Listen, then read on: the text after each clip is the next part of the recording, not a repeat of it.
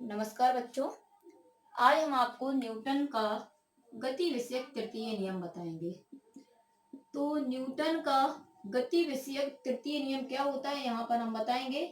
इससे पहले प्रथम नियम और द्वितीय नियम दोनों को ही हम आपको समझा चुके हैं, दोनों की वीडियो हम आपको उपलब्ध करा चुके हैं। यहाँ पर हम तृतीय नियम को पढ़ेंगे।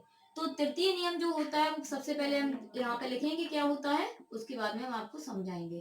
तो तृतीय नियम होता है कि प्रत्येक क्रिया की बराबर तथा विपरीत दिशा में प्रतिक्रिया होती है।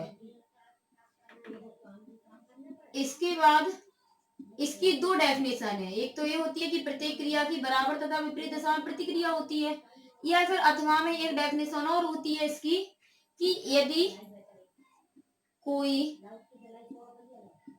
पहली वस्तु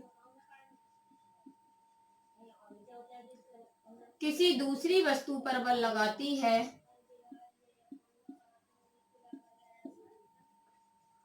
तो दूसरी वस्तु भी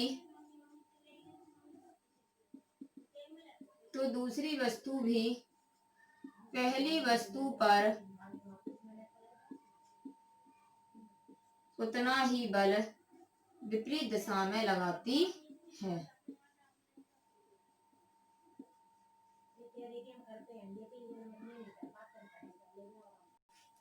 तो यहाँ पर देखो, जो न्यूटन का गति विषयक तृतीय नियम है वो क्या होता है कि या तो इससे समझ सकते हैं हम कि प्रत्येक क्रिया की बराबर और विपरीत दिशा में प्रतिक्रिया होती है, या फिर एक और इसकी डेफिनेशन है कि यदि कोई पहली वस्तु किसी दूसरी वस्तु पर बल लगाती है तो दूसरी वस्तु भी पहली वस्तु पर उतना ही बल विपरीत दिशा में लगाती है।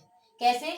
जैसे कोई हमने वस्तु पर, मतलब जैसे हम देखते हैं कि नाव पर जब हम चलते हैं, नाव वगैरह में आप लोग अगर बैठे हो तो देखा होगा कि जब हम नाव से उतरते हैं तो जब हम नाव से उतरते हैं तो नाव ने क्या किया, हम पर आगे की ओर बल लगाया जिससे हम आगे की ओर आ गए, लेकिन हम अपने पैरों के द्वारा नाव को पीछे की ओर ढकेल देते हैं। तो नाव ने जितना बल हम पर लगाया, हमने नाव पर उतना ही बल विपरीत दिशा में लगा दिया।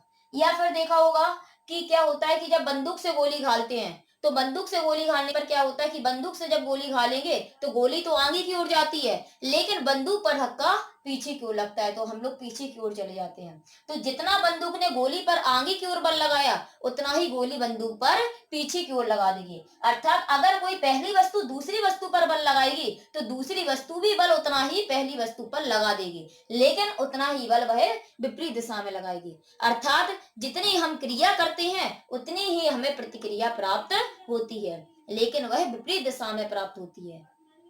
जैसे और भी कोई एग्जाम्पल, हम क्या हो जैसे मतलब जमीन पर चलते हैं, पृथ्वी पर जब हम चलते हैं तो हम पैर के द्वारा आगे की ओर जा रहे हैं, मतलब पृथ्वी हम पर आगे की ओर बल लगा रही है जिससे हम आगे की ओर चलते जा रहे हैं, लेकिन हम अपने पैरों के द्वारा पृथ्वी को पीछे की ओर धकेलते जा रहे हैं। तो पृथ्वी जितना बल हम पर आगे की ओर लगा रही है, पैरों के द्वारा पृथ्वी को हम उतना ही पीछे की ओर ढकेलते जा रहे हैं। तो मतलब जितना पहली वस्तु ने दूसरी वस्तु पर बल लगाया उतना ही दूसरी वस्तु भी पहली वस्तु पर बल विपरीत दिशा में लगाती है। कभी देखा होगा रॉकेट वगैरह जब ऊपर छोड़ा जाता है, ठीक है, तो जब रॉकेट ऊपर की ओर छोड़ा जाता है तो रॉकेट को ऊपर की ओर छोड़ते हैं, रॉकेट के अंदर ईंधन भरा होता है। तो वो ईंधन क्या होता है, जब हम रॉकेट को ऊपर छोड़ते हैं तो वो ईंधन जलने लगता है। तो क्या होता है कि जब हम रॉकेट को ऊपर की ओर छोड़ेंगे तो उसके अंदर जो ईंधन भरा है, जो गैस भरी है, वो उस गैस रॉकेट पर ऊपर की ओर बल लगाएगी और रॉकेट गैस पर उतना ही बल नीचे की ओर लगाएगा। तो जिससे क्या होगा कि रॉकेट तो ऊपर जाएगा लेकिन उसमें जो सारा गैस भरी होती है वो सारी नीचे की ओर आ जाती है।